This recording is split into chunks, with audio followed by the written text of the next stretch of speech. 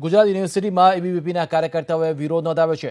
બીકોમમાં 7 round બાદ પણ હજારો વિદ્યાર્થીઓ પ્રવેશથી વંચિત હોવાના આરોપ સાથે વિરોધ નોંધાવવામાં આવ્યો છે। સાથે જ કાર્યકર્તાઓનું કહેવું છે કે ઓફલાઈન રાઉન્ડમાં પ્રવેશ આપવાના બહાને 350 વિદ્યાર્થીઓના ફોર્મ દબાવી રખાયા છે, જેના કારણે કોલેજ સામે કાર્યવાહી કરવા માંગ કરાઈ છે।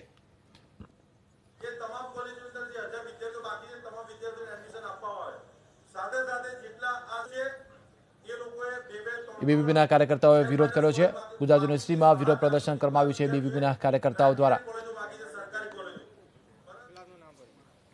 દિવ્યપાલસિંહ સોલંકી, ગુજરાત યુનિવર્સિટી પ્રમુખની જવાબદારી, સેનેટ સભ્ય।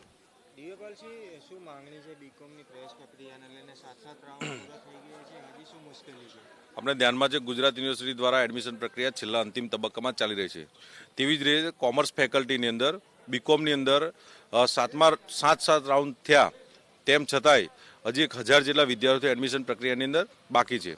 સાથે સાથે જેટલી ગુજરાત યુનિવર્સિટી દ્વારા જેટલા પણ વંચિત વિદ્યાર્થીઓ જે એડમિશન પ્રક્રિયાની અંદર રહી ગયા છે, એ તમામ લોકોની ગુજરાત યુનિવર્સિટીએ ઓનલાઈનની રીતે જ અમારી જે ડિમાન્ડ હતી કે ઓનલાઈન આખી એડમિશન પ્રક્રિયા થાય, ટ્રાન્સપરન્સી રહે એડમિશન પ્રક્રિયાની અંદર, તેવી જ રીતે એમની અરજીઓ મંગાવવામાં આવી હતી કે ભાઈ તમને શા કારણથી ગુજરાત યુનિવર્સિટી તમને એડમિશન પ્રક્રિયાની અંદર હજુ સુધી પ્રવેશ મળ્યો નથી।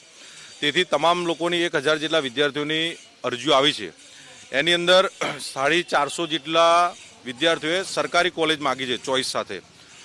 એવી જ રીતે પીયુની ગોસ્વામી કરીને કોલેજ છે, એ કોલેજ દ્વારા 350 જેટલા વિદ્યાર્થીઓને ગેરમાર્ગે દોરીને ભ્રમિત કરીને કે ભાઈ તમને ઓફલાઈનની અંદર એડમિશન મળશે, મારી જ કોલેજની અંદર એડમિશન મળશે, તેવી રીતે 350 જેટલા વિદ્યાર્થીઓને કોઈ પણ કોલેજમાં ભાગ લેવા ના દીધો, સાથે સાથે કોઈ પણ કોલેજની અંદર ફી પણ ના ભરવા દીધી।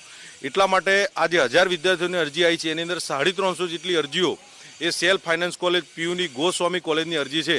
એટલે અમે ગુજરાત યુનિવર્સિટીને સ્પષ્ટ રજૂઆત કરવા માટે આજે આવ્યા છીએ કે 1000 જેટલા વિદ્યાર્થીઓને તમામે 1000 વિદ્યાર્થીઓને સરકારી કોલેજની અંદર એડમિશન ફાળવવામાં આવે અને આ જે પીયુની હસમુખ ગોસ્વામી કોલેજ છે એના પર એક્શન લે, પગલાં લે અને દંડાત્મક કાર્યવાહી કરવામાં આવે।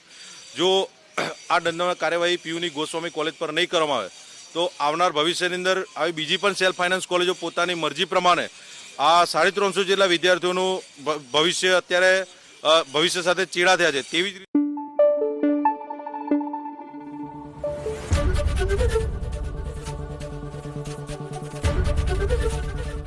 એબીપી અસ્મિતા, ગુજરાતની અસ્મિતા।